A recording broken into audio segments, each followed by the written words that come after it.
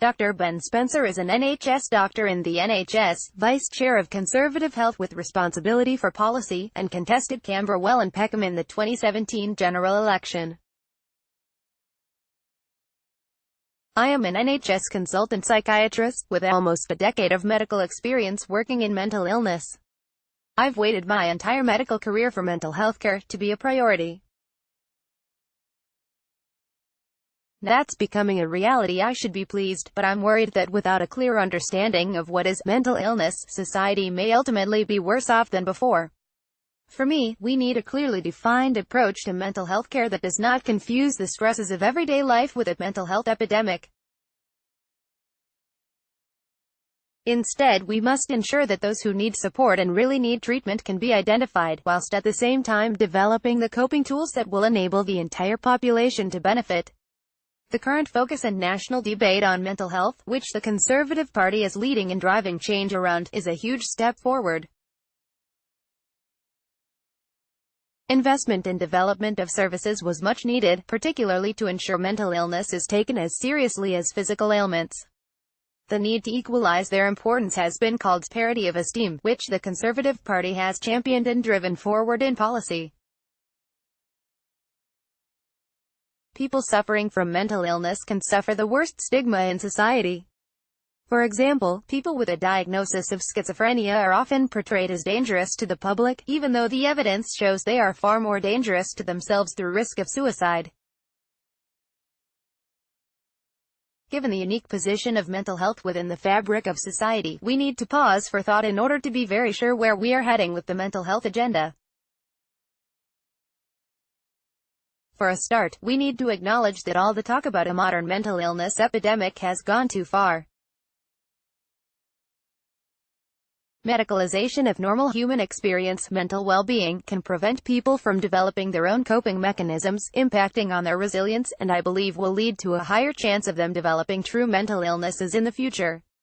For example, a YouGov survey in 2016 reported that over a quarter of university students consider themselves to have a mental health problem, mainly either anxiety, depression, or both.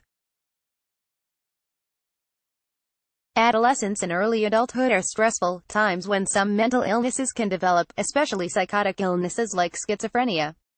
Nevertheless, while young people may indeed have problems with their mental well-being, it would be totally false to assume that a quarter of university students suffer from a diagnosable mental illness. The fact that it would seem they think they do is very troubling.